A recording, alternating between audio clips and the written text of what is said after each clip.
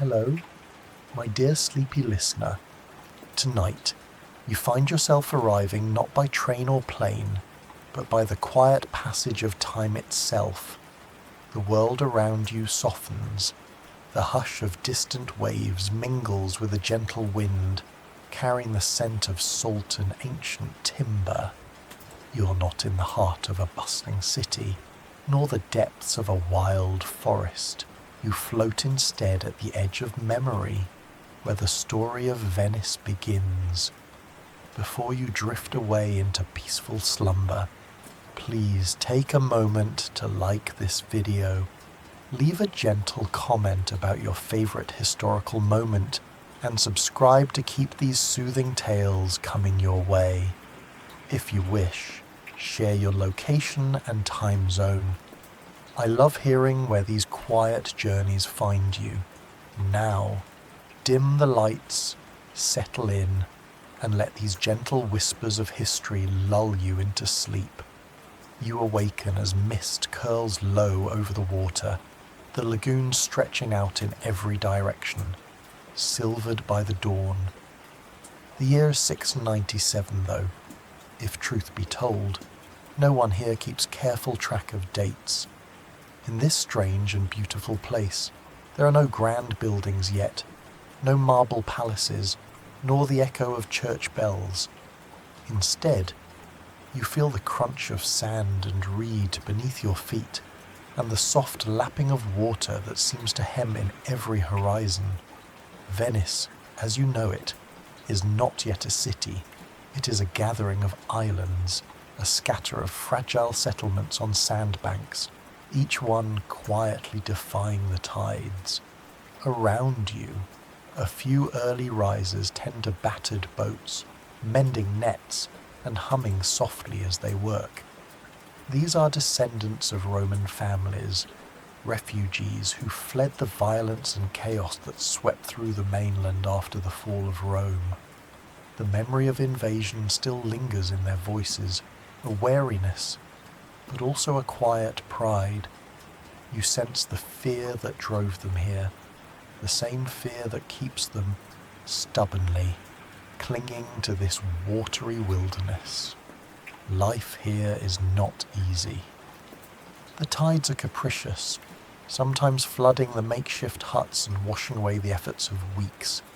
Each family learns to work with the water, to build their homes on wooden stilts, to tie their lives to the gentle rhythms of the moon and tide. You watch as neighbours gather reeds to weave new walls, sharing a laugh about last night's storm.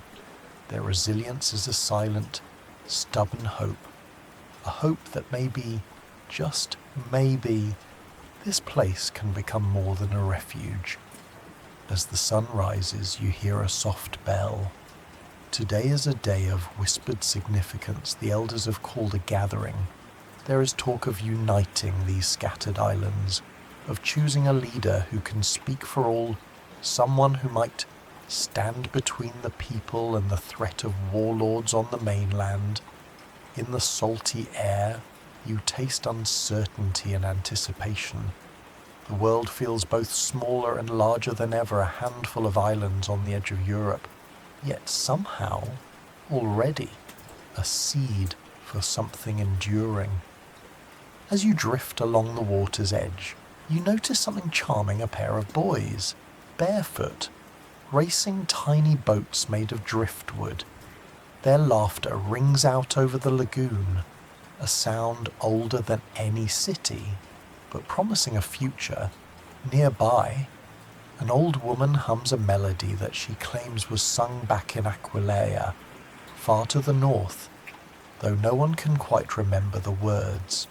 This, too, is Venice, a place where the old is never quite lost, just transformed. Even the very origins of Venice remain gently uncertain. Some say the city began with these humble gatherings after Attila the Hun ravaged the Italian mainland. Others trace it further back, to ancient fishermen and salt workers who long predated the fall of Rome. Scholars still debate which story is truest, or whether all such stories, like the shifting lagoon itself, blend together at the edges. As the first rays of sun gild the quiet waters, you realize you're witnessing the fragile, silent birth of a legend. The air smells of salt, hope, and driftwood smoke. There is no fanfare, no proclamation, only the gentle lapping of water and the promise of days to come. You close your eyes for a moment, letting the sounds of the waking lagoon soothe your thoughts, and allow yourself to drift on the possibility that from this marshy, uncertain beginning, something beautiful might emerge. You open your eyes again to a new day upon the watery threshold of Venice, the year now drifting gently forward. There is a quiet excitement in the air, something different, almost ceremonial. Today, along the narrow planks that connect these scattered islets, word has spread like a low tide. A leader is to be chosen, someone who will speak for all and guide the people of the lagoon. You move with the early risers, feeling the soft slap of water against the wood beneath your feet. The islands are a patchwork of bustling hope children darting between poles, women balancing baskets of eels or onions, elders leaning together in conversation. Overhead, gulls circle in the pale morning, their cries mingling with the laughter and gentle tension of this important day. At the heart of the largest island, later known as Rialto, you gather with the crowd and sense the magnitude of this moment. The lagoon's families, once scattered and secretive, now come together, their differences softened by necessity. From among themselves, they select a figure whose wisdom and quiet strength have become legend, Paoluccio Anafesto, whose name will become etched in the memory of Venice as her very first doge. He is not crowned with gold, nor cloaked in the trappings of distant emperors. Instead, he stands on a simple wooden platform, sunlight painting his lined face, the wind tugging at his homespun robes. You hear the murmured promises of fairness, of justice, of protecting this fragile world from the ambitions of warlords and the envy of neighbours. Paoluccio's voice is low and steady, his words carried on the gentle salt air, a pledge to unite the islands, defend their freedoms, and act as their protector in times of storm and calm. There is no grand charter, no written constitution, just the weight of tradition and the hope that, together, these people can weather whatever storms may come. It is, in many ways, an experiment. Can a leader serve by the consent of the governed, answerable to the assembly of elders and the community, or will the temptation to rule alone, as a prince or king, one day prove too strong? You notice a light-hearted moment as the ceremony concludes. Children, perhaps impatient with adult affairs, have begun to chase crabs along the water's edge, shrieking in delight each time one scuttles between their toes. An old fisherman, his beard nearly as white as the morning fog, offers the new doge a token, a handful of tiny clams, freshly dug, for luck and for supper. Everyone laughs, the tension broken, and the first doge's oath is sealed not just by solemn promise, but by the small joys of daily life. But even now, in these first hours of Venetian leadership, uncertainties linger. Was Paoluccio truly the first, or does his name simply appear first in later chronicles, filling in gaps left by the mists of early history? Some scholars, turning over weathered documents centuries later, quietly wonder whether the early leaders were elected or appointed, and whether the title of Doge from the Latin dux evolved slowly or emerged all at once. As the day fades, you drift through the narrow lanes of the island, feeling the sense of unity that has settled like evening mist over the people. The city to be is still humble, built more from hope than stone. Yet with each passing hour, the dream of Venice grows more real, a city born not of conquest or decree, but of gathering, listening, and promising together. You listen to the gentle rhythm of hammers, the laughter of neighbours, and the creak of boats tied to rough-hewn piers. Overhead, a solitary lantern is lit, its glow reflected in the darkening water. The first Doge's oath has been made, not only to his people, but to the lagoon itself to protect its fragile harmony, and to guide it gently into the future. Tonight, as you lie quietly in your imagined chamber, the air sweet with brine and hope, you understand the real power here is not command, but consensus, the soft, unbreakable thread that will weave through the centuries of Venetian life. You awaken to the slow creak of wooden pilings and the scent of brine thick on the air. The years slip onward, and the islands of Venice are slowly drawing together, not only in spirit, but in necessity. The world around the lagoon is restless, shifting. Across the Adriatic, the Byzantine Empire stretches like a golden tapestry, dazzling and distant. Here, you feel Venice reaching outward, eager to weave itself into this greater fabric, yet anxious not to be lost within its folds. As you glide by, gondola though in truth, the earliest Venetian boats are simple and flat-bottomed, built for shallow waters. You pass humble chapels and rough-hewn piers, their timbers lashed with ropes and hope. The people speak in soft Venetian dialects, blending Latin, Greek, and the odd word from faraway merchants. Faith is at the centre of their days. Small wooden crosses hang from doorways, and the rituals of the church mingle with old lagoon superstitions, a pinch of salt at the threshold, a whisper to the waters before a journey. It is a time of uneasy alliances.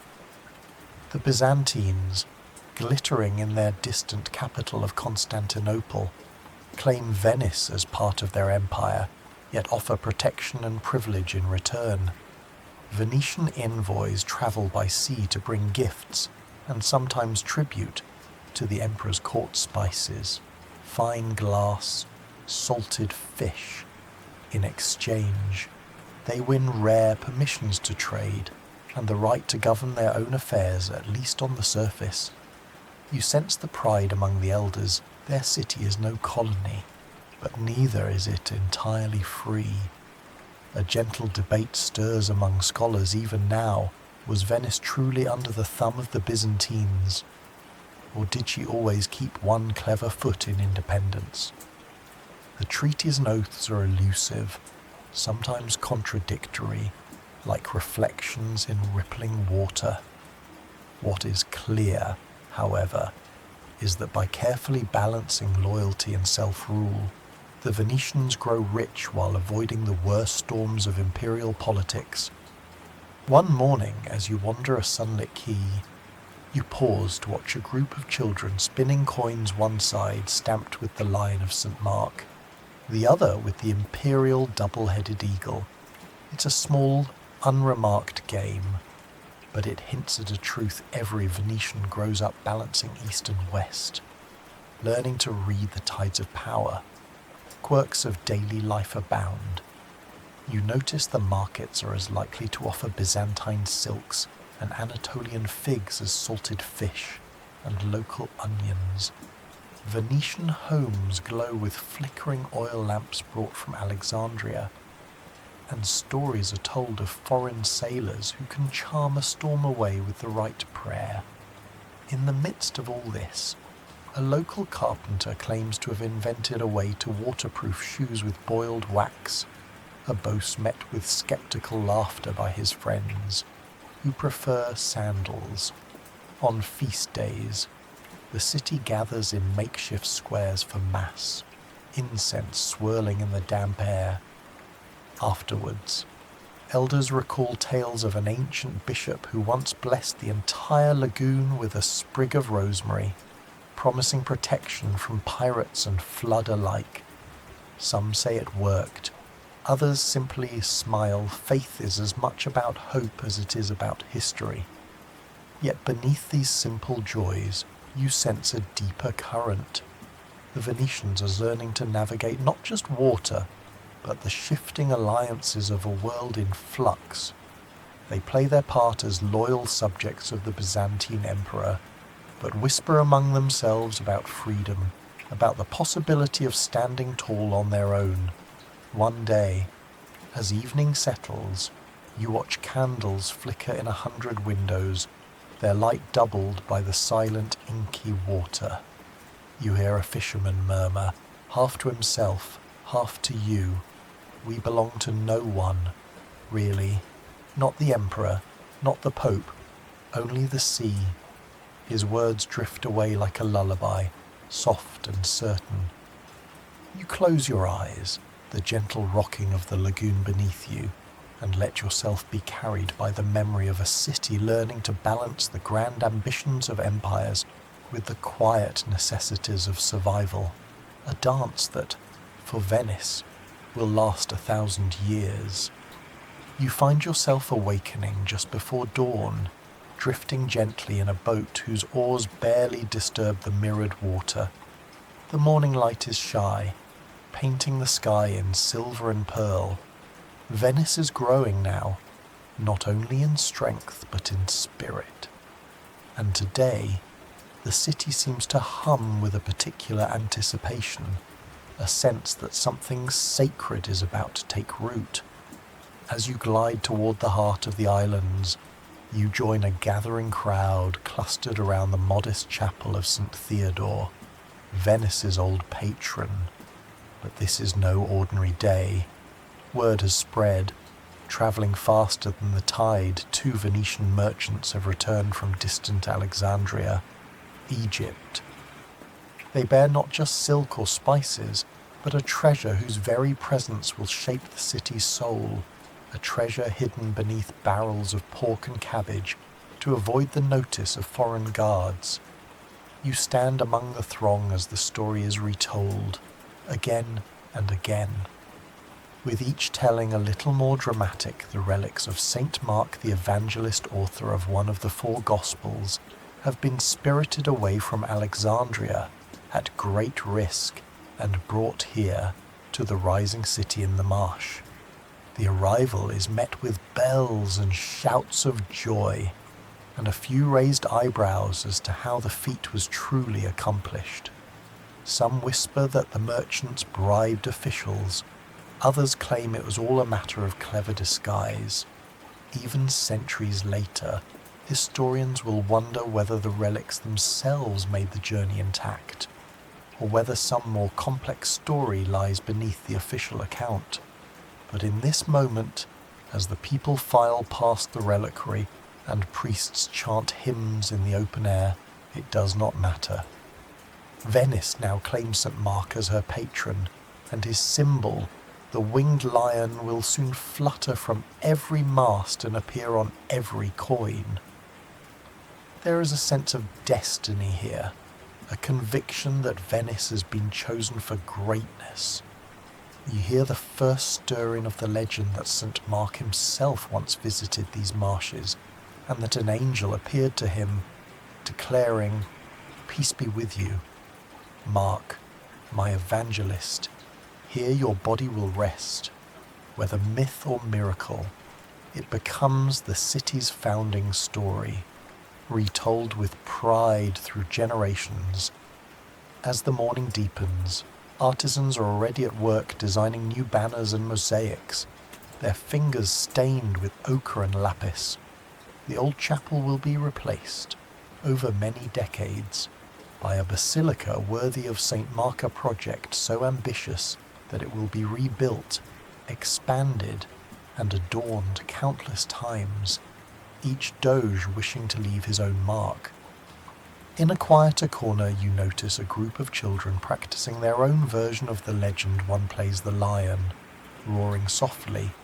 Another, draped in a sheet, pretends to be St. Mark, preaching to a crowd of ducks. Their laughter drifts across the square, innocent and joyful, as if reminding everyone that history is never just solemn. It is also the stories we invent and share. And yet, for all the joy, there is a gentle uncertainty beneath the celebration. Some elders remember the days of St. Theodore, Venice's earlier protector, and wonder if the city can truly belong to a foreign saint, or if this act will simply draw more attention and perhaps envy from powerful neighbours. Historians, too, continue to debate the precise year of St. Mark's arrival, and even the authenticity of the relics, as no conclusive evidence has ever surfaced. But in the soft light of this new dawn, it is faith and the desire to belong that matters most. As dusk falls, the crowd thins and candles flicker on the chapel steps. You walk through narrow alleys, now decorated with sketches of lions, some fierce, others decidedly lopsided. The people seem lighter, buoyed by purpose. You sense that this moment, real or imagined, has given the city a new identity, a sign to rally around, a story to tell their children when the storms come. You pause at the water's edge, letting your fingers drift through the cool lagoon. Somewhere in the distance, the bells toll once more for St. Mark, echoing softly, mixing with the laughter of children and the gentle wash of waves. Venice, at last, feels like a city with a soul. You awaken on the wooden planks of a bustling quay, the air tinged with the sweetness of spices and the tang of salt. The city around you has swelled into something remarkable, no longer a cluster of fragile huts, but a shimmering hub where the world's treasures seem to pass through like the tides themselves. Venice, city of water and stone, is becoming a maritime powerhouse, her fortunes rising and falling with the rhythm of distant trade winds. It is the early Middle Ages, and you watch as ships glide into the lagoon, their sails furled and hulls heavy with silks from China, pepper and cinnamon from India, fine glass from Alexandria, and wool from Flanders.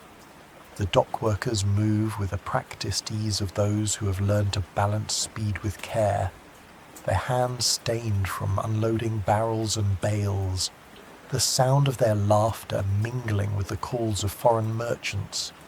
The markets overflow with colour and sound fabric in every hue, the sharp scent of spices in burlap sacks and beads of Venetian glass that catch the sunlight, scattering rainbows onto the flagstones.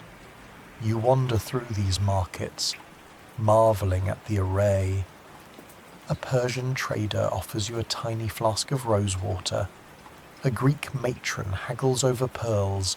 A Venetian widow sells candied orange peels, her secret recipe whispered to come from Constantinople itself. Even the simplest meal here, fish, bread, and a little cheese, is flavoured with the farthest corners of the world. Children chase each other through stalls, their laughter bright as they imitate the accents of visiting sailors, trading nonsense words in a dozen languages. But beneath this dazzling prosperity, you notice a quiet cleverness. Venetian merchants are not just buyers and sellers, they are deal makers, navigators of risk, inventors of new ways to keep the city's wealth flowing safely home. The first elaborate contracts appear, insurance policies written on scraps of parchment, promising to pay if a ship is lost to storm or piracy.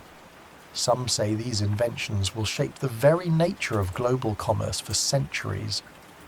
Yet, as you drift along the Riva degli Schiavoni at dusk, A gentle uncertainty stirs within you. Historians continue to debate the true source of Venice's early wealth.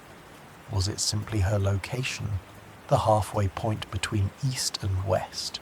Or was it the result of secret arrangements, clever political marriages, and a willingness to take risks others would not? Some chronicles suggest the city's rise was due to smuggling and sidestepping. The regulations of both Byzantine and Western authorities, a history as murky as the lagoon itself. Amid all this, you witness a charming scene. Two gondoliers, having finished a long day, sit on the edge of the quay, feasting on dried figs and recounting wild tales of storms and pirates. One claims to have once sailed all the way to the edge of the world and seen sea monsters with eyes like lanterns. The other shakes his head and jokes that the only monsters he's seen are greedy customs officials at the city gates. Their banter draws laughter from a small circle of merchants, who raise their cups in a toast to fortune, and to Venice, who brings the world to our door. Not every ship returns, of course. Loss is a quiet companion to prosperity here. Each family knows someone whose vessel never came home, and the city's churches are filled with candles lit for safe passage. Yet, it is the willingness to face these risks, to build, to trade, to trust the uncertain winds that makes the city thrive. As night falls, lanterns bob on the black water, guiding the last barges safely home. You close your eyes, lulled by the gentle creak of boats and the soft, distant hum of voices. Venice is still a city of beginnings, always reaching outward her destiny shaped by every cargo that crosses her threshold, every bargain struck under the flicker of a lantern, and every story told by those who dare the sea. In the soft darkness, you sense it. The lagoon is alive with possibility. Each ripple a secret carried across centuries. You let yourself drift, weightless, as the city grows richer, not just in gold, but in memory, imagination, and the art of gentle reinvention. You awaken to the clanging rhythm of hammers and the faint aroma of pine resin mingling with brackish lagoon air. Dawn spills across the water, illuminating a place that feels almost impossibly alive, a city whose very heartbeat now echoes from the vast, mysterious arsenal at its edge. The Venetian arsenal, you soon discover, is more than a shipyard. It is the city's great workshop of dreams, the heart of her power, and the marvel of her age. You drift along the water, following the procession of workers streaming through tall gates emblazoned with the Lion of St. Mark. Inside, the scene is astonishing. Everywhere you look, the air is thick with sawdust and song, as hundreds, sometimes thousands of carpenters, caulkers, blacksmiths, and rope makers labour side by side. Galleys and great merchant ships take shape before your eyes, their hulls rising like islands from the dry docks, their ribs lashed together with iron nails and hope. You pause to watch a master shipwright at work. With a practiced flick of his wrist, he demonstrates the Venetian frame-first method, a clever innovation that allows ships to be built both quickly and with remarkable strength. Young apprentices scamper around him, fetching tools and passing planks, their faces smudged with ash and pride. The arsenal's sheer scale is mind-boggling. Some say it stretches for nearly 2 miles, its secret inner harbour protected by high walls and watchful sentries. Here, the city can outfit an entire fleet in days, a feat no rival dares match. There's a story often whispered, both in awe and skepticism, among the workers that the arsenal can produce 1 complete war galley every single day when needed. Such is its speed and efficiency. Some old-timers swear it's true, others, with a glint in their eye, say that's just the sort of legend Venetians like to tell foreigners to keep them guessing. Historians, too, debate this claim, poring over ship manifests and payrolls, seeking the truth in dusty ledgers. Was the arsenal really so prodigious? Or is this one of Venice's earliest tall tales, an example of her genius for self-promotion as much as engineering quirks abound within these walls? The arsenal has its own system of canals, where small barges ferry planks and nails from one shed to another. It even boasts a canteen that serves a hearty midday stew, so thick, jokes one cook, that even a ship's nail will float in it. Every arsenal worker takes an oath of secrecy, for the techniques here are closely guarded. It is said that anyone who tries to sell these secrets abroad may find himself exiled or, more ominously, simply never seen again. The arsenal is a city within the city, and its influence is everywhere. You watch as freshly built ships glide out into the lagoon, sails snapping in the wind, ready to protect Venetian convoys or strike against pirates. Even the city's festivals pay homage to the shipwrights, with wooden model boats bobbing in children's races each spring. There is pride here, a deep, abiding sense that Venice's greatness is not only her location, but her unmatched ingenuity.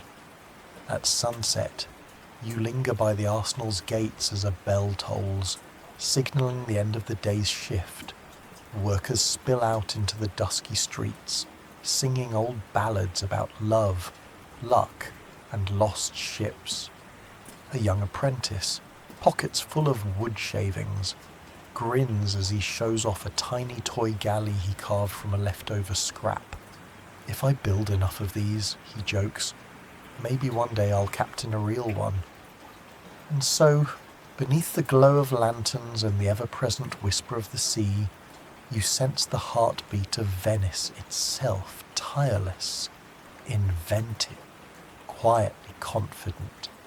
The arsenal, both factory and legend, has become a symbol not only of military might, but of the city's ability to build and rebuild her future again and again. As the stars rise above the silent cranes, you let yourself drift, soothed by the lull of industry and ambition. Venice, you realize, is not simply a city of commerce and canals, but a living workshop where dreams are hammered into reality. One plank, one sail, one quiet innovation at a time. You awaken on an island aglow with firelight, the night air sparkling with flecks of molten glass. The sun has barely set, but the furnaces of Murano already burn bright, casting long shadows across the water. Venice's glassmakers are hard at work, a world apart, yet at the heart of the city's legend. Tonight, you drift through Murano's narrow lanes and low workshops, discovering a side of Venice as brilliant and mysterious as the jewels in any doge's crown. Inside the glassworks, the heat is almost overwhelming, but the artisans move with graceful certainty, as if they have learned to dance with the flames. You watch as a master gathers a glowing blob of glass at the end of his pipe, blowing gently, coaxing it into the form of a goblet, a bead, a tiny lion. The process is hypnotic. Twist, turn, a quick breath, a flick of the wrist, and suddenly, shimmering colour is born from sand and fire. A few young apprentices try to imitate their elders, sometimes producing only lopsided vases or fantastically crooked glass birds. Their laughter and curses mingle, a music all its own. The air is thick with secrets. Venice has decreed that all glass-making must take place on Murano, far from the city's wooden heart, to prevent the risk of devastating fires and, some say, to keep the techniques away from prying foreign eyes.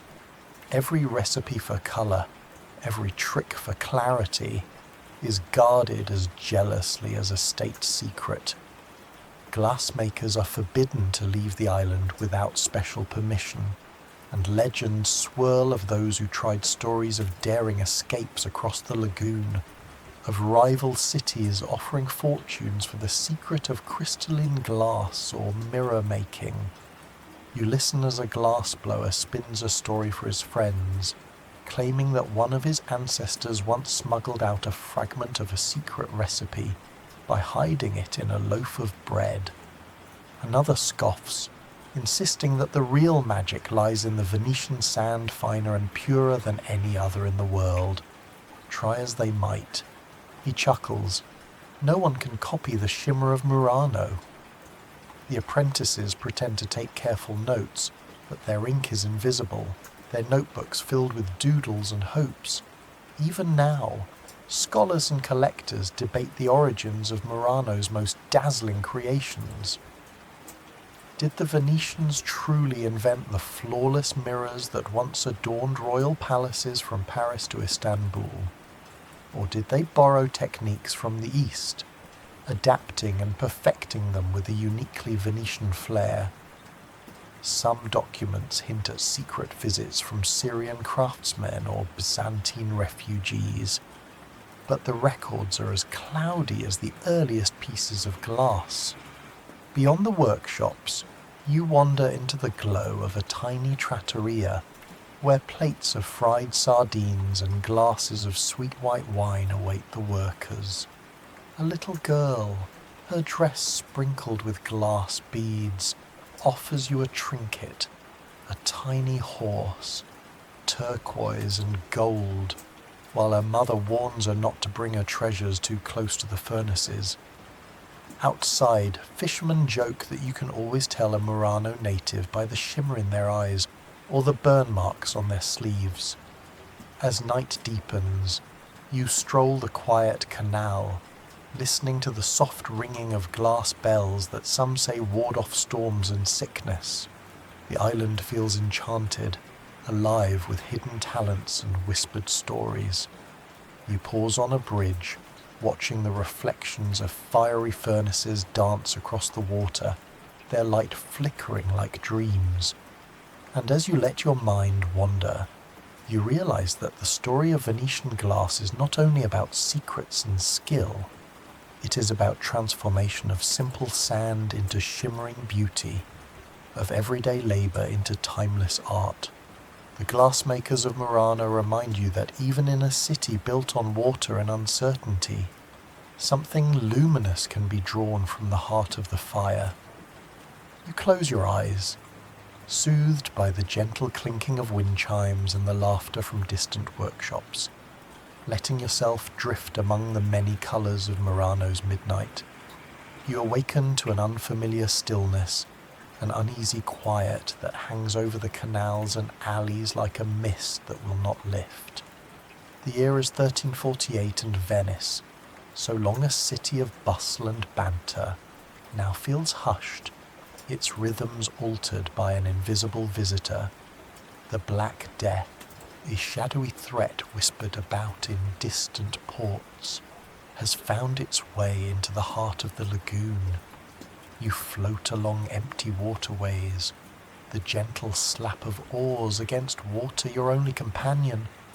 Normally, the morning would burst with the calls of fishmongers and the chiming of church bells, but now doors are closed, windows shuttered. On the steps of a palazzo, a woman leaves a basket of bread and lemons offerings for a neighbour she will not see. In the hush, you hear the low prayers of a priest, blessing each empty street as if hope itself might keep the plague at bay. The city's leaders respond swiftly, drawing on the skills learned from centuries of trade and diplomacy.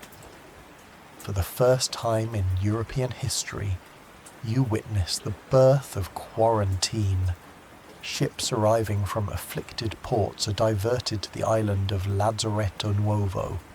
where crew and cargo must remain for 40 days before entering the city. The word quarantina, meaning 40 days soon, passes into every language, forever linked to Venetian ingenuity. The rules are strict, the fear real, but the effort, for many, becomes a lifeline. As you walk along the lagoon's edge, you pass a small procession masked officials dressed in long robes and beaked hoods, the famous plague doctors whose strange attire is meant to ward off the bad air. Some children peek from behind curtains, half terrified, half curious, daring each other to mimic the bird-like walk of the doctors. At night, songs drift softly across the water, part lullaby, part plea for mercy, as families try to comfort one another in a world changed almost overnight. Yet even in these darkest days, Venice clings to life.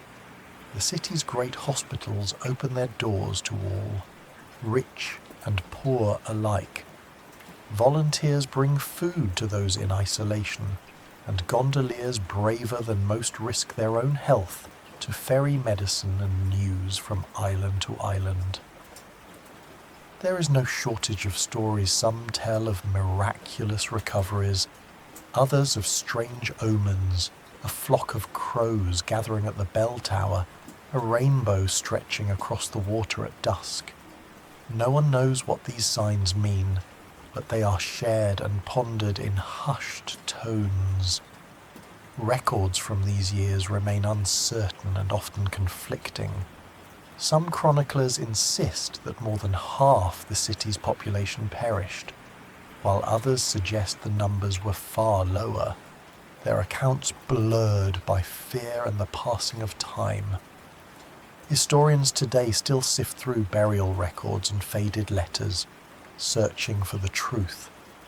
What is certain is that Venice, battered and grieving, endures. Her people adapt, invent, and carry on. One evening, as the city breathes easier at last, you notice a gentle ritual unfolding. Neighbors lean from windows and sing to one another, their voices mingling across the narrow canals. Children, restless after months indoors, float paper boats in the water, each boat bearing a tiny candle, a wish for health, a prayer for those lost, a signal that hope, however fragile, persists.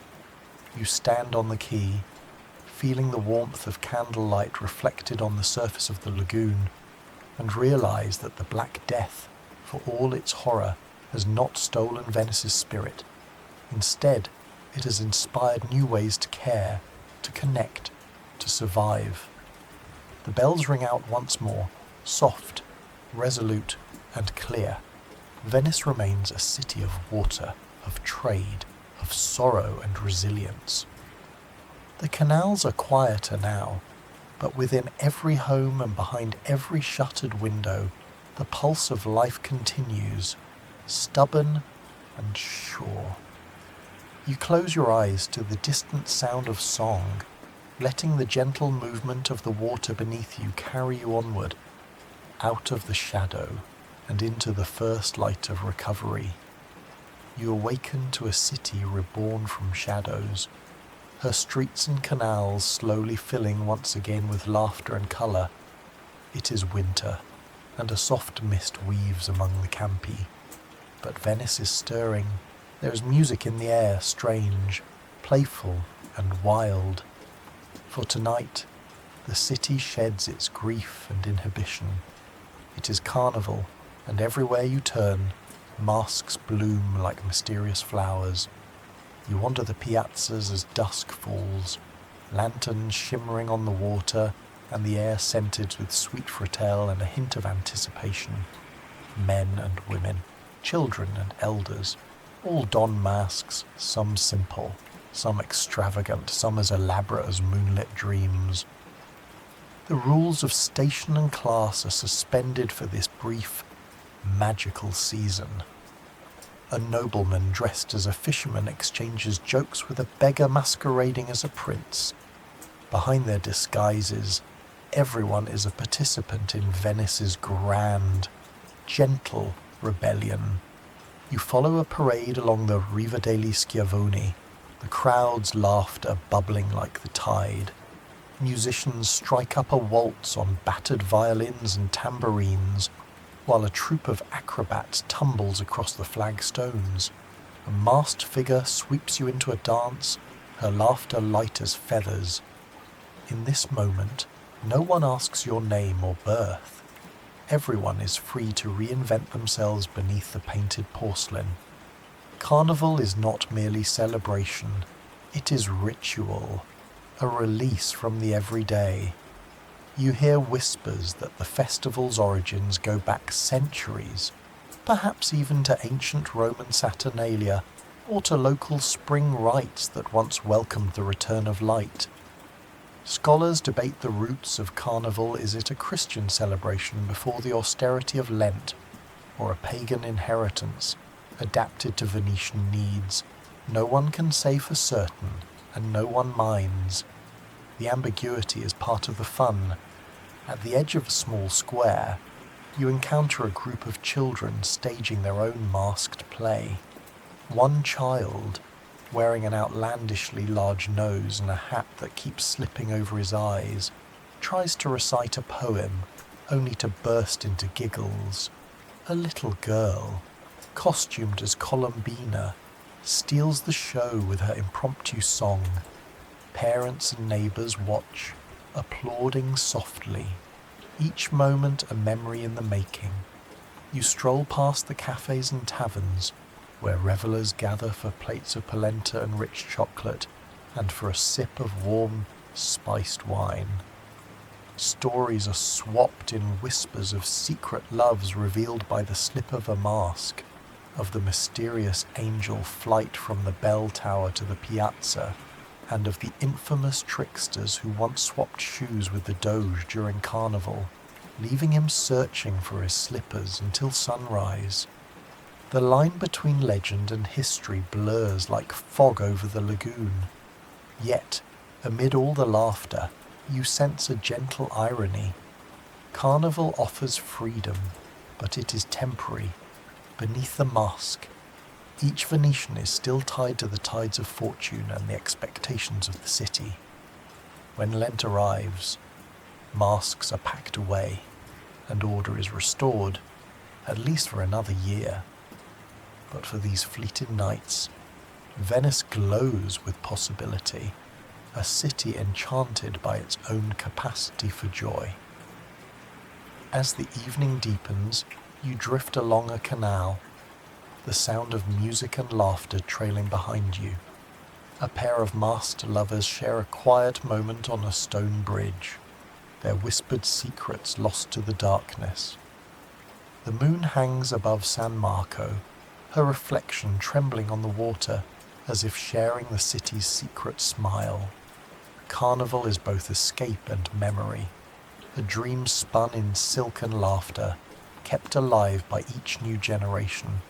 Some say the true magic of Venice is not in her stones or palaces, but in the way she invites you, just for a while, to become anyone, to forget sorrow, to join the dance. You close your eyes to the lingering sound of distant music and let yourself drift, mask or no mask, through a city that knows how to turn darkness into light. You awaken to the gentle rocking of a gilded boat, sunlight playing across the water in glittering patterns. Today is a day of ritual, a pageant unlike any other, where the entire city seems to breathe in unison.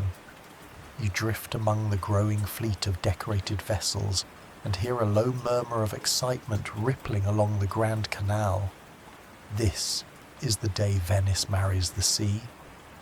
You watch as the Doge, resplendent in crimson robes and a curious horned hat, steps aboard the Bucentaur, the city's most ornate ceremonial barge. All around, gondolas, fishing boats, and barges crowd the lagoon, their crews festooned with ribbons and garlands. Trumpets sound softly, the notes carrying across the water like birdsong at dawn. You feel the joy and reverence mingle in the salty air. The annual sposalizio del mare, the marriage of the sea, began centuries ago as a simple blessing for fishermen and sailors. Over time, it has grown into Venice's most cherished public ritual. Today, the Doge holds aloft a gold ring, inscribed with promises older than memory. At the edge of the open sea, with all of Venice as witness, he casts the ring into the waves, intoning, "We wed thee, O sea," in token of true and perpetual dominion. Cheers erupt, banners unfurl, and church bells join in celebration. Beneath the pageantry lies a deeper meaning. This ceremony is both a declaration of love and of power, a sign that Venice's fate is forever bound to the tides and the trade routes beyond the horizon. It is a promise to respect and rule the water, to cherish the delicate balance that allows the city to thrive. Each Venetian, from the humblest gondolier to the most powerful merchant, understands that their fortunes are tied to the lagoon's shifting moods. As you float among the festivities, you spot a group of children reenacting the ceremony on a makeshift raft, their doge wearing a paper crown, his ring fashioned from a piece of brass. The raft wobbles dangerously, but their laughter is infectious. An elderly woman, watching from a windowsill, shakes her head with a smile, remarking that the sea is a far more patient bride than most. Scholars continue to ponder the origins of this ritual. Was it adapted from ancient pagan rites to Poseidon, or is it purely a Venetian invention, a clever way to legitimize control over trade routes and fishing rights? The truth, as always, is as murky as the lagoon's deepest channels.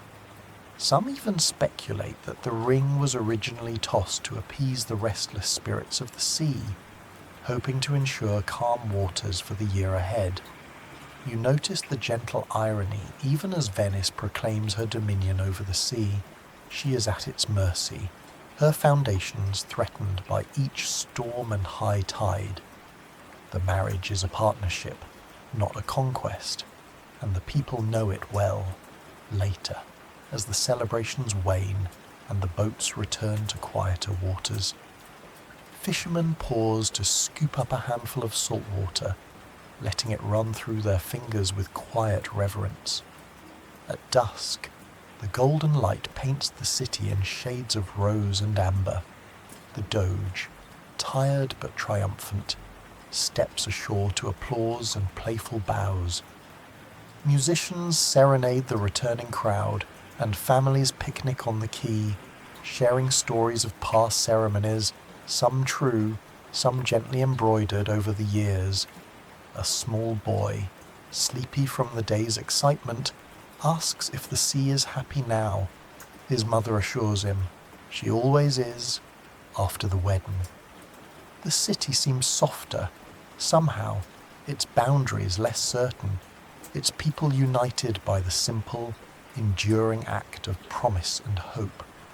As the last echoes of celebration drift across the water, you close your eyes, rock gently by the lagoon, and let yourself be carried by the rhythm of a city forever in love with the sea. You awaken at dawn to the low, determined creak of oars and the distant clang of a shipyard bell. Venice, in her golden prime, is alive with purpose, but there is a new tension that sharpens the air, a rivalry as intricate and restless as the city's own canals. Genoa, another proud republic, has risen to challenge Venice for supremacy over the Mediterranean's vital trade routes. The contest is not just about ships and markets, it is a test of endurance, wit, and will. You glide along the busy Riva degli Schiavoni, watching as merchants tally their goods loom from the Black Sea, silk from Constantinople, pepper from India.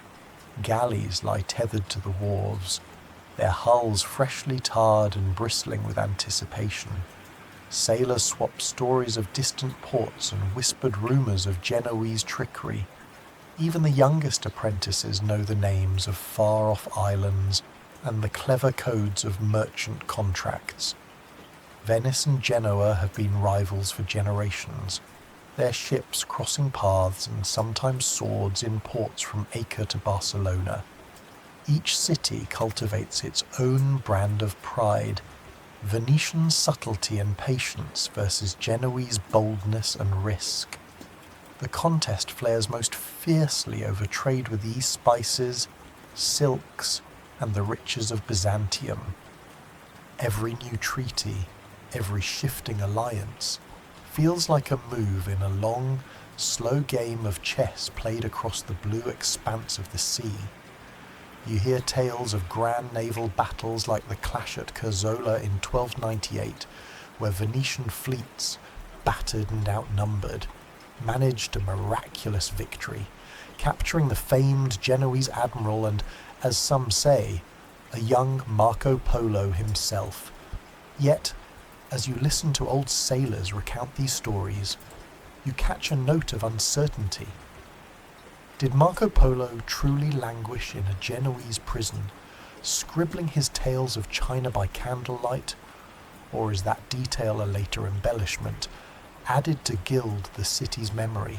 Scholars still sift the evidence, arguing gently over the real shape of these legendary events. The rivalry is not without its quirks.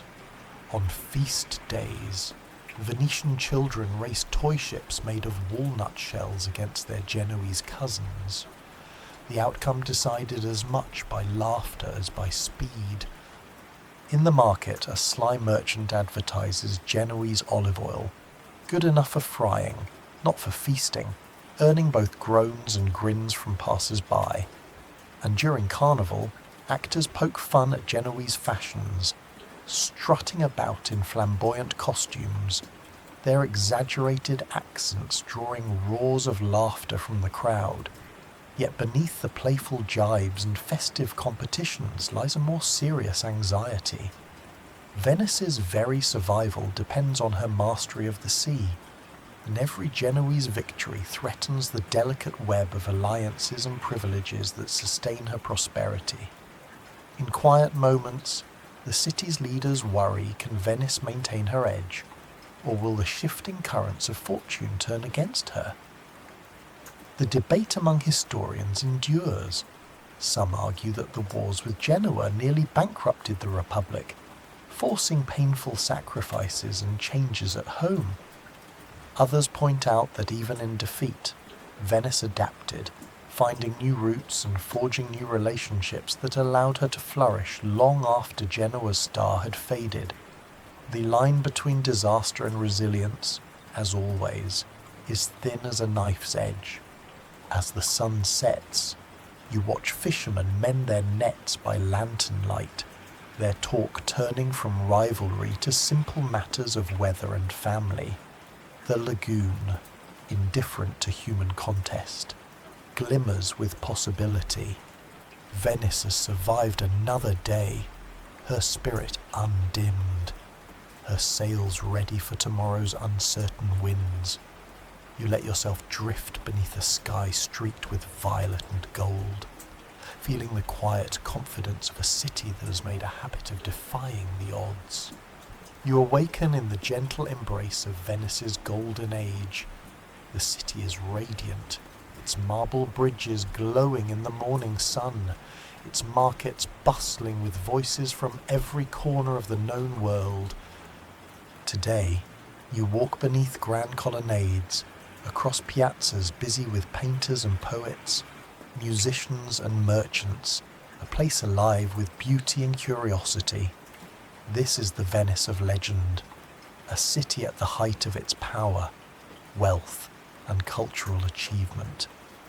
As you stroll along the Grand Canal, you're swept into a world where elegance meets invention. Gondolas glide past palaces adorned with coloured glass and ornate balconies. In the shadow of St. Mark's Basilica, a crowd gathers to hear a visiting philosopher debate the merits of reason and faith. while street performers juggle oranges and sing songs in 5 languages. The aroma of roasting coffee mingles with incense, drifting through open doorways as traders unload bales of velvet and barrels of spice. Find yourself enchanted by the human details of daily life. Venetian women, faces half-shaded by delicate lace veils, lean from windows to exchange gossip and news. A baker waves you into his shop to taste a fresh boussoula, a sweet buttery ring of bread said to have been invented for hungry sailors. At the fish market, a haggler claims her eels are so fresh, they'll swim off your plate if you're not careful, drawing laughter from her regulars. Art and music fill every corner. In grand salons, painters mix lapis and gold to illuminate saints and sea captains alike. The city's choirs rehearse hymns that will soon echo through candlelit churches, and young apprentices run errands, arms full of sketches and violins. You pause on a sunlit bridge, listening as a violinist tries out a new melody, tentative at first, then soaring, as if calling the city to remember her best self. Yet amid all this splendor, gentle uncertainty lingers. When, exactly, did Venice's golden age begin? Some say it was after the Fourth Crusade, when the city's riches multiplied with the spoils of Byzantium. Others argue it came later, with the flowering of Renaissance art and thought, or perhaps even earlier, when the Arsenal's might and Murano's magic first dazzled Europe. The truth is elusive, woven through centuries of triumph and travail, a reminder that golden ages are always recognized more clearly in retrospect. Venice's quirks shine especially bright in these years. It is said that in the Republic, even the gondoliers debate philosophy, and that a merchant might quote Ovid or Cicero over dinner. The city famously maintains the Libro d'Oro, the Golden Book, which lists the families deemed noble enough to rule. Though tales persist of clever newcomers finding ways to add their names, through marriage, invention, or the occasional generous donation to the state.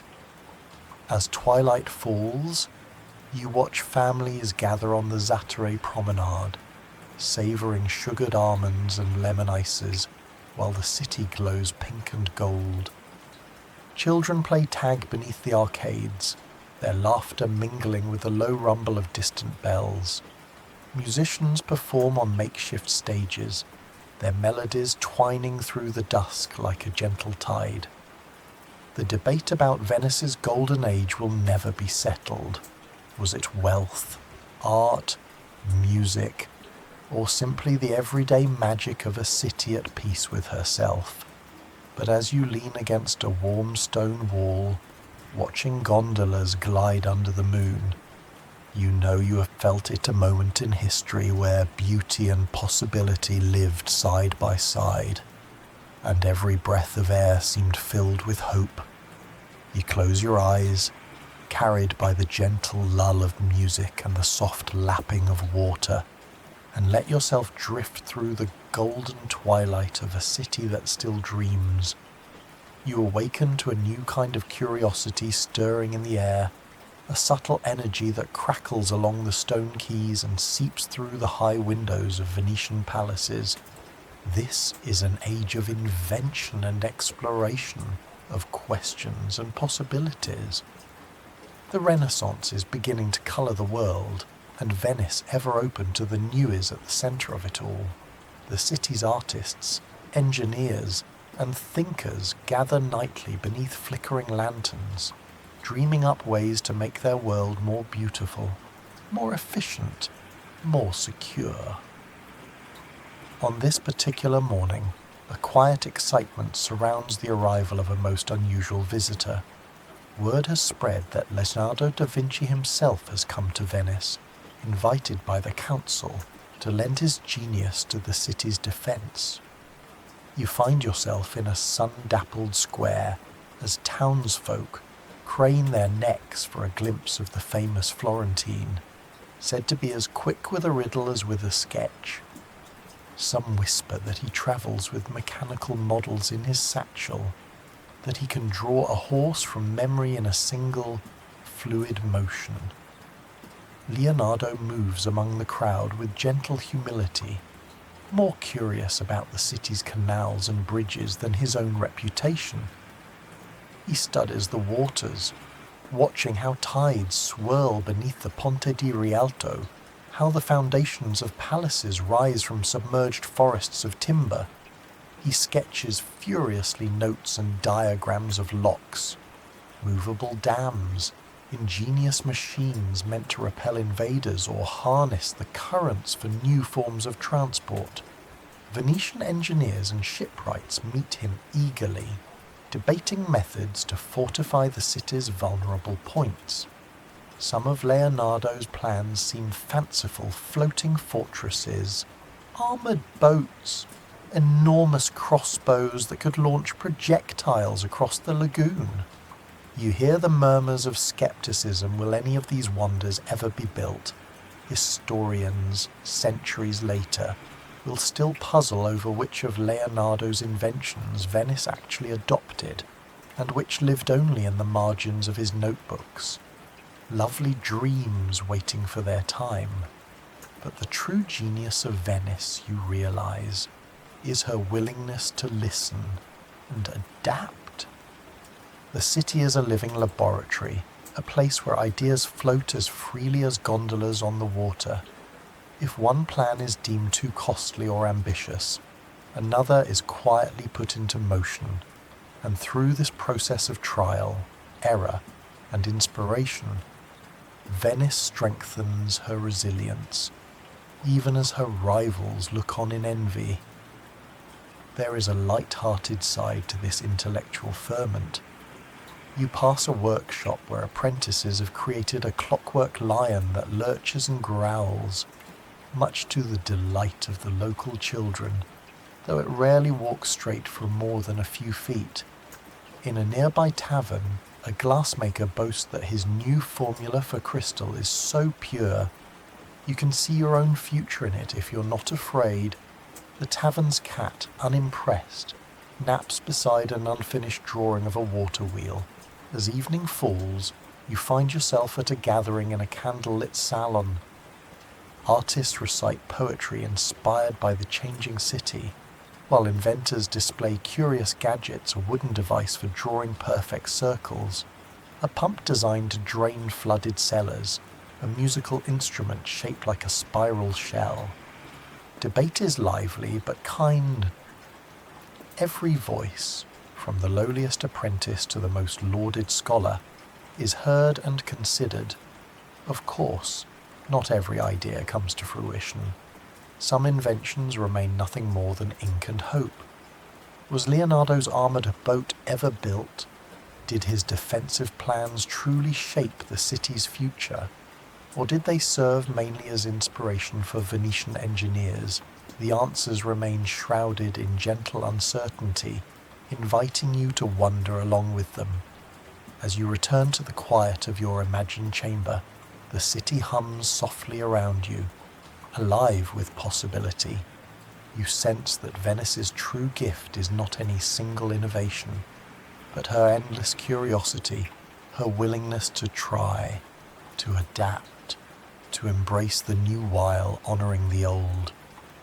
You close your eyes, cradled by the faint echoes of invention and laughter, and let yourself float through a city forever inventing itself anew. You awaken in the rose-gold light of early morning, gliding quietly through the canals beneath stone balconies draped with flower boxes and fine linen. Today, Venice reveals one of her more secret faces, a world of subtle power, whispered influence, and unconventional freedom. This is the city of the courtesans, the learned women and quiet confidants who move through the salons and palazzi with poise, intellect, and more sway than many nobles. You find yourself in the company of Veronica Franco, one of Venice's most celebrated courtisans honeste. She is a poet, a patron of the arts, and a woman of sharp wit and softer kindness. Around her, a small group gathers in a candlelit chamber, drinking spiced wine and reading verses aloud. You marvel at the openness of these salons, where poets, artists, and philosophers mingle with those whom society might otherwise shun. In Venice, at least for a time, intelligence and charm are currency, and a courtesan can wield influence in places where a merchant or nobleman cannot. The courtesans of Venice are unlike those elsewhere in Europe. They are often highly educated, sometimes more so than the men they entertain, fluent in Greek, Latin, and the languages of diplomacy. They correspond with statesmen and artists from afar. You listen as Veronica debates politics as love in the same breath, her voice rich and confident. Tonight, she recites her own poetry, earning sighs and murmured admiration from the crowd. When a young musician fumbles his lute, she soothes his nerves with a gentle joke, and the gathering erupts in warm laughter. Quirks and customs abound in this world. Courtesans wear elegant, distinctive attire, velvet gowns in vivid colours, pearls woven through their hair. They travel the city's bridges and streets freely, often in gondolas with curtains for privacy, and their presence is marked by perfume and laughter. A few are rumoured to keep pet monkeys or exotic birds, gifts from wealthy admirers or travelling diplomats. At times, you catch sight of a veiled rendezvous along the Riva, or overhear a playful exchange between rivals as they exchange compliments more biting than any duel. Yet, the lives of these women are not without uncertainty or risk. The Republic grants courtesans certain freedoms, but their status remains precarious. Some achieve wealth and lasting renown, others fall out of favour, their fortunes changing with the fickle winds of fashion and gossip. Historians today debate the true extent of their influence. Were they shadowy advisors shaping policy from behind the scenes, or merely celebrated for their wit and beauty? The evidence is as elusive as a whispered promise on a moonlit canal. Venice's relationship with its courtesans is both pragmatic and poetic.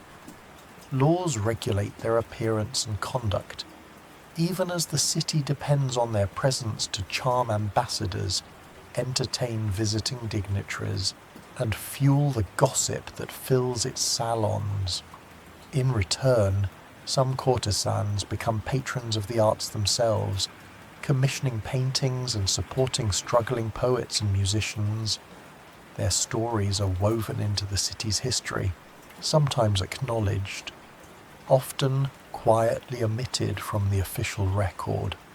Late in the evening, as the city settles under a tapestry of stars, you drift past a small gathering along the water's edge. Two courtesans play chess by candlelight, their laughter mingling with the soft pluck of a mandolin from a nearby window. A poet, emboldened by wine, attempts a sonnet and is gently corrected mid-verse, to everyone's delight. In this world of shadows and light, power is exercised with a glance or a word. Alliances are forged over a whispered compliment, and history is made not only in council chambers, but in salons and quiet rooms scented with roses and ink. You realize that Venice's spirit, her adaptability, wit, and embrace of beauty owes as much to these hidden figures as to her celebrated leaders. You close your eyes to the sound of soft laughter and distant music, comforted by the sense that, here at least, every voice has a place in the symphony of the city. You awaken in the cool, pre-dawn stillness, the faint cries of gulls echoing over the sleeping lagoon. Venice, ever watchful, is rousing herself for another uncertain day. You sense a shift in the city's gaze. her focus turning eastward, where the Ottoman Empire rises like a sun over the horizon, casting both light and shadow across the Mediterranean. Venice's fortunes and fears now entwine with distant Istanbul in a dance of rivalry, diplomacy, and delicate compromise. As you drift through the lively Fondaco dei Turchi, the old trading post where Ottoman merchants gather, the air brims with the scents of coffee, tobacco, and cardamom. Venice, ever practical, welcomes goods from her rivals' fine carpets, jewels, exotic spices. Turkish traders barter for Murano glass and Venetian lace, their laughter mingling with the chatter of local gondoliers. The bustling scene is a reminder that for all their quarrels on the sea, the two empires are deeply linked by commerce and necessity. You witness moments of tense negotiation in candlelit chambers. Venetian diplomats, robed in somber blacks, debate treaty terms with Ottoman envoys, each side speaking in careful riddles and measured silences. Sometimes, deals are struck over long banquets. Other times, grudges simmer beneath polite bows and half-hidden smiles. The city's artists and poets, meanwhile, are inspired by tales from the East, painting sultans in gilded turbans and composing verses about distant shores. Yet the relationship is never simple. The spectre of war hovers. Venice's far-flung possessions, Cyprus, Crete, and other jewels scattered across the Aegean, are coveted by the sultans of Istanbul. Naval battles erupt with sudden fury, ships clashing under the blazing sun, the roar of cannon echoing from Corfu to Lepanto. The city's leaders, back in St. Mark's shadow, anxiously await news from distant frontiers, their fates tethered to the unpredictable tides of empire. At the arsenal, you watch shipwrights hurriedly repair galleys battered in combat, their hands working through the night. Volunteers are called from every parish, and rumours fly about heroes and traitors, victory and defeat. You pass a group of women weaving linen for sails, their voices hushed as they recount the latest dispatches. Some men sport Turkish slippers and silk sashes, trophies brought back from battle or barter, while others grumble about the rising price of pepper. Historians today still debate the costs and outcomes of these endless conflicts. Did the wars with the Ottomans truly drain Venice's coffers and spirit, hastening her decline, or did they foster new forms of resilience, innovation, and cultural exchange that allowed the Republic to endure? The records, as always, are complicated, a blend of pride and regret, triumph and sorrow. In the quiet spaces between commerce and conflict, you notice gentle ironies and human moments. Children, unburdened by politics, play Turk and Venetian along the narrow alleys, their games ending in giggles and shared sweets. A baker invents Turkish bread for the city's markets, fluffy, golden, and beloved by locals of every persuasion. During festival days, musicians mix Ottoman rhythms with Venetian melodies, creating songs that drift across the water, as familiar as home and as strange as a distant land. As dusk falls, you sit on a quay beneath the lanterns that sway in the evening breeze. Merchants recount stories of narrow escapes and unlikely friendships, how a Venetian captain once found safe harbour in an Ottoman port, or how a Turkish merchant saved a gondolier from a storm. In these quiet tales, you sense the shared humanity that threads its way through even the fiercest rivalry. You close your eyes as the city settles into the calm after another long day, rocked by the gentle memory that, across the centuries, Venice's story is not only one of war and worry, but of connection, curiosity, and the eternal hope for peace. You awaken in the hush of early morning, the city veiled in mist, her secrets shimmering just beneath the surface. Venice, always a place of masked intentions and subtle manoeuvring, now draws you into the shadowy world of her most mysterious institution, the Council of Ten. Here, power is wielded with the quiet precision of a gondolier steering through fog, and the city's future is decided not in grand assemblies, but in the candle-lit silence of secret chambers. You drift through marble corridors, footsteps muffled by thick carpets, as you approach the Palazzo Ducale. The Doge's palace is awake with quiet tension. Behind a heavy iron-studded door sits the Council of 10 citizens chosen for their loyalty and discretion, tasked with defending the Republic against threats both foreign and domestic. Their authority, nearly absolute, extends into every corner of Venetian life. In the chamber itself, you sense an air of careful calm. The councillors, robed in black, listen intently as reports are read, rumours of spies in the arsenal, hints of bribery among customs officials, whispers of unrest among the city's distant colonies. The 10 speak softly, seldom raising their voices. Every decision is weighed and measured, every word considered for its echo beyond these walls. You notice the absence of vanity, no ornate crests or gilded thrones, just the solemn weight of responsibility. Venetians both fear and respect this secretive body. Anonymous letter, boxes Bosch, de Leon. The city, their stone mouths open to receive written accusations from any citizen. You watch as a nervous merchant slips a folded note into one such box, casting a wary glance over his shoulder. Will his complaint be investigated or quietly ignored? Only the council knows, and their judgments are rarely made public. A gentle uncertainty lingers even today. Did the Council of 10 act only for the good of Venice? Or did their power sometimes shade into paranoia, silencing dissent and stifling innovation?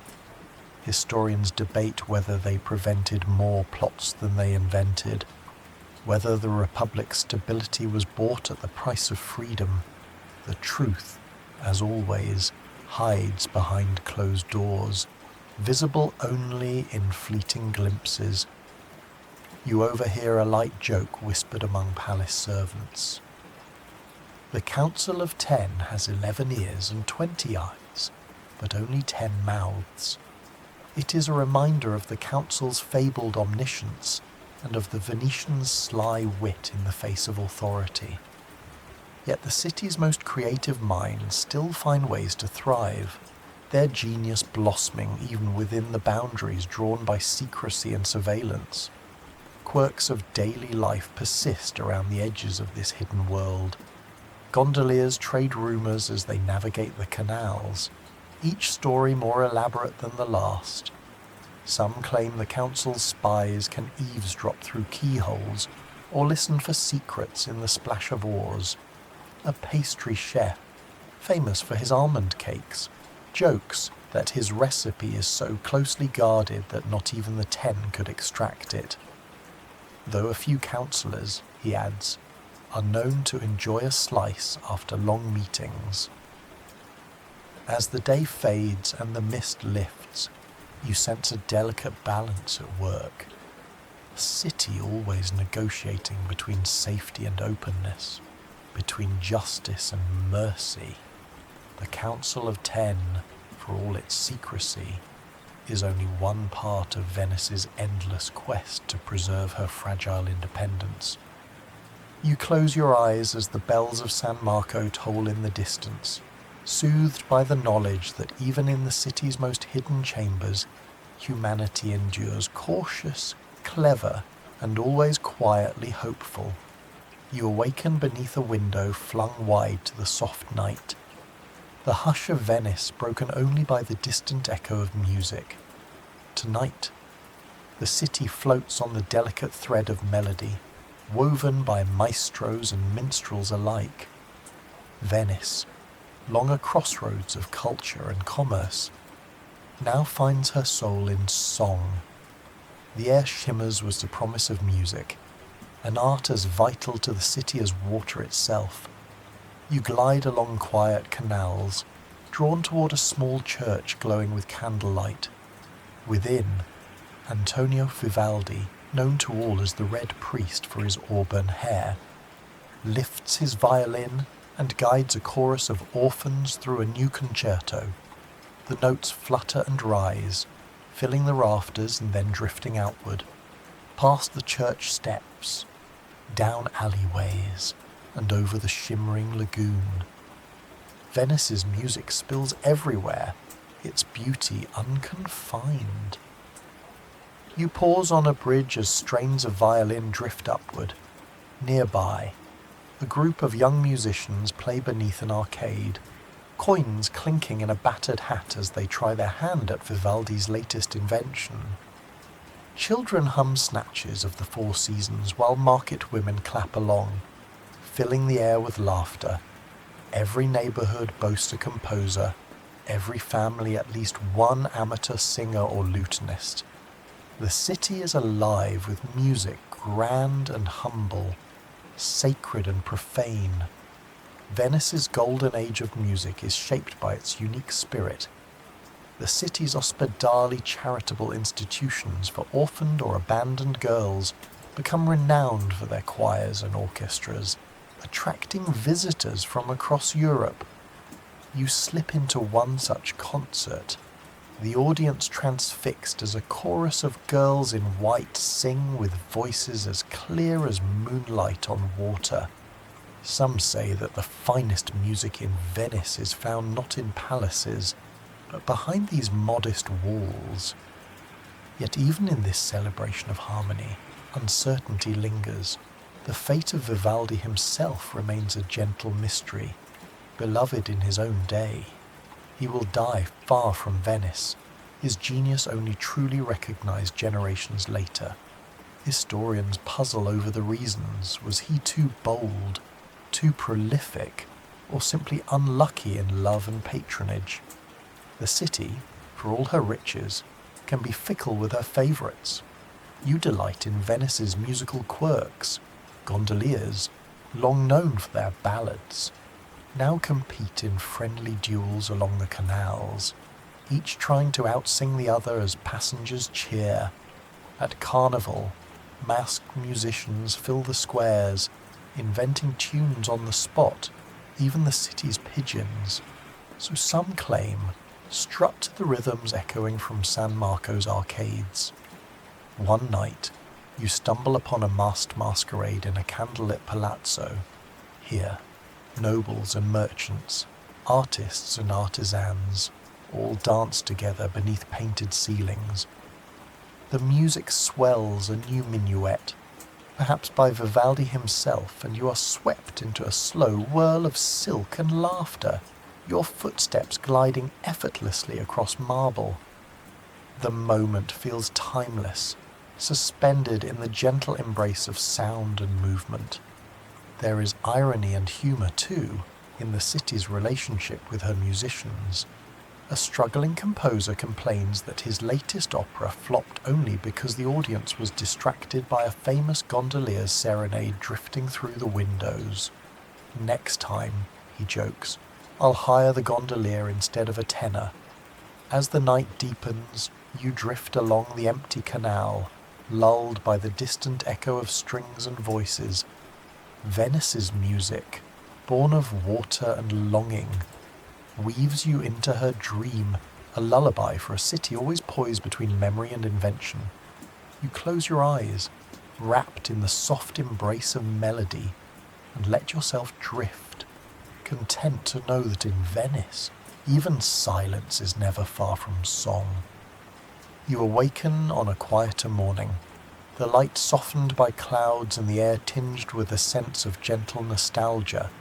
Venice, once the dazzling queen of the Adriatic, now moves more slowly, Her piazzas are still lively, her canals still echo with laughter, but there is a hush beneath the bustle, a sense that the tides have subtly turned.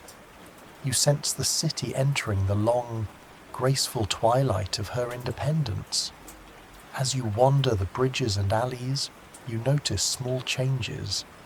The once crowded shipyards seem less busy. The palazzi along the Grand Canal, though still beautiful, show their age in weathered marble and flaking gilding. Merchants now face competition from distant Atlantic ports, and new sea routes have drawn the spice trade far from Venetian hands. In the market, you overhear an old sailor grumble. Everything is cheaper from Lisbon these days, as he arranges his dwindling wares. Yet, Venice endures. Her people meeting change with a characteristic blend of humour and resilience. You see painters adapting their style to new fashions from Paris and Vienna, glassmakers experimenting with unfamiliar forms and colours. A witty sign outside a cafe advertises Turkish coffee with a Venetian soul, and you chuckle as a pair of gondoliers and greying, one young debate whether foreign visitors tip better than locals. The arts, too, evolve with the times. Composers experiment with fresh harmonies, while playwrights introduce sly jests about the follies of foreign diplomats. You're invited to a salon where poets muse on the melancholy beauty of a city that floats between glory and forgetting. Their verses are tinged with longing, but also with gratitude for all that Venice has been and continues to be. Amid these changes, debates ripple through the city's scholarly circles. When did Venice's decline truly begin? Was it after the discovery of the Americas, which diverted trade and power to the Atlantic nations? Or did it start with the protracted wars against the Ottomans, or with the slow tightening of bureaucracy at home? Some even argue that the so-called decline is less a fall than a transformation, a shift from conquest to contemplation, from expansion to introspection. The answer remains uncertain, each theory floating like a gondola adrift on the lagoon. Venice's quirks shine through, undimmed by time. The city now boasts some of Europe's first coffee houses hubs for conversation, chess, and the reading of scandalous novels. Children collect odd bits of flotsam washed ashore after storms, trading them like precious relics. At sunset, a few brave souls still race across the Rialto Bridge, trying to reach the other side before the bells finish tolling a tradition as old as anyone can remember and just as mysterious. As night falls, the city glimmers softly in the lamplight, her beauty now more fragile, her glory tinged with quiet acceptance. Gondolas glide by, their lanterns reflecting in the still waters, while distant laughter and the faint strains of a serenade drift over the rooftops. You realize that the Venice you walk tonight is not simply a shadow of her former self, but a city learning, day by day, how to let go with grace. There is melancholy, yes, but also a subtle wisdom, a recognition that all things change, and that beauty need not vanish with power. You close your eyes, soothed by the gentle rhythms of the city's new pace, and let yourself float in the tranquil space between memory and possibility. You awaken before dawn to a city holding its breath, the familiar hush now laced with uncertainty. The world beyond the lagoon has grown restless, and the ripples of distant empires lap ever closer to Venice's fragile shores. Tonight, a sense of anticipation, heavy but calm, settles across the canals as the final act of the Venetian Republic quietly unfolds. It is the spring of 1797. You drift through silent squares and empty markets. feeling the weight of 1,000 years pressing gently upon your shoulders. The bells of San Marco ring as always, but their echo seems thinner, almost wistful. On the horizon, the banners of Napoleon's France flutter bright, confident, and unstoppable. The city's elders gather in shadow chambers, debating options that grow fewer by the hour. Some argue for resistance, others plead for prudence, a few lost in memory. Recall the distant days when Venice's fleets ruled the sea. You witness the arrival of French troops, their uniforms startlingly crisp against the worn stones of the piazzas. There is no battle, no roar of cannons, just the quiet passage of men and horses, the soft rattle of carts on cobblestone. Official records and even eyewitness accounts differ on the details. Did the Doge truly surrender without protest, hoping to spare the city unnecessary suffering?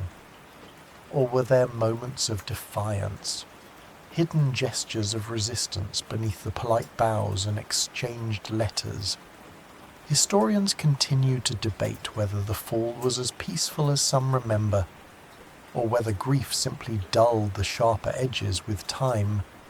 Amid this uncertainty, life continues.